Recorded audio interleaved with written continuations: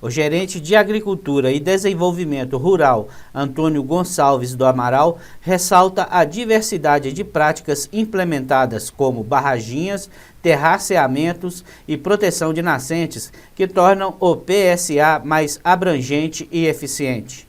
O produtor rural, em função desse histórico que eu disse, o produtor rural já tinha uma facilidade de aceitar a construção de barraginhas. Então a barraginha sempre foi um carro-chefe nos projetos. Associada à barraginha, um outro eixo muito importante para o produtor rural é a estrada rural. Elas combinam muito bem com a conservação de estradas e também os terraceamentos, que são as curvas de nível que são interligadas às barraginhas. A estratégia que deu certo foi levar uma diversidade de práticas para o produtor, ofertar para ele uma diversidade de práticas. Porque a gente já tinha o Código Florestal para ser cumprido através do CAR e essas práticas levaram para o produtor a oportunidade de colocar em prática o Código Florestal. O PSA não é um programa só ambiental, ele é um programa para a propriedade rural como um todo. Então as práticas, por exemplo, de cercamento de nascente, fossa séptica, bebedouro para os animais fora do curso d'água, fora da APP, a proteção acima da nascente, a recuperação de pastagem degradada, são todas essas práticas que foram se agregando. O produtor rural Daniel Lacerda destaca os impactos diretos das barraginhas na retenção de umidade e no aumento da produção.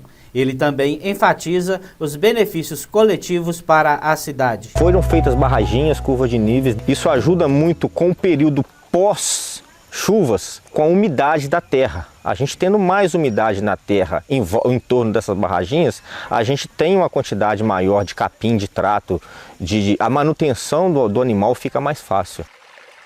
O maior beneficiado é o próprio ser humano, por quê? Porque você tomar cuidado, você tomar conta das nascentes, você tomar conta de uma barraginha que vai estar segurando água por mais tempo ali, ele vai proporcionar um volume maior de água para a cidade, para as casas. Então, assim, eu acho que não só a gente, como um entorno, como a cidade, como todo mundo, é beneficiado por essa ação. Samuel Rino, outro produtor rural, reforça a importância da zona rural para o equilíbrio da cidade e a necessidade de investimentos em ações de preservação ambiental. Para falar a verdade, a cidade acho que ela não sobrevive sem a zona rural, porque dali sai o alimento, dali sai a água, né?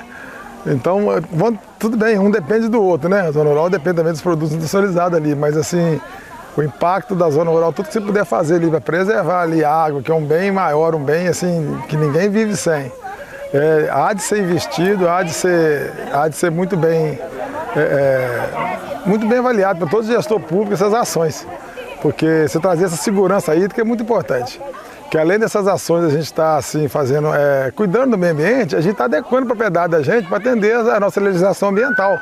Antônio Gonçalves do Amaral explica os resultados práticos alcançados pelo projeto, com destaque para a redução do impacto da estiagem para a população. Executar as práticas não é tão difícil. O desafio, além de executar as práticas, é fazer uma boa manutenção, fazer um bom monitoramento e medir os resultados. O resultado principal, o produtor já observa, que é uma melhoria de qualidade de produção dele, em pastagem ou área agrícola, em função dessas práticas que retém água no solo, liberando essa água aos poucos, tanto para o solo quanto para os lençóis, para as nascentes. Então isso a gente consegue já mostrar como resultado medido. Se a gente pensar em termos de cidade, o que a gente produz de água hoje, final de 2024, depois de 8 anos de práticas, a gente pode dizer que se a gente tinha 1/3 da população que sentia muito desconforto na época de estiagem por falta de água ou ameaça de falta d'água,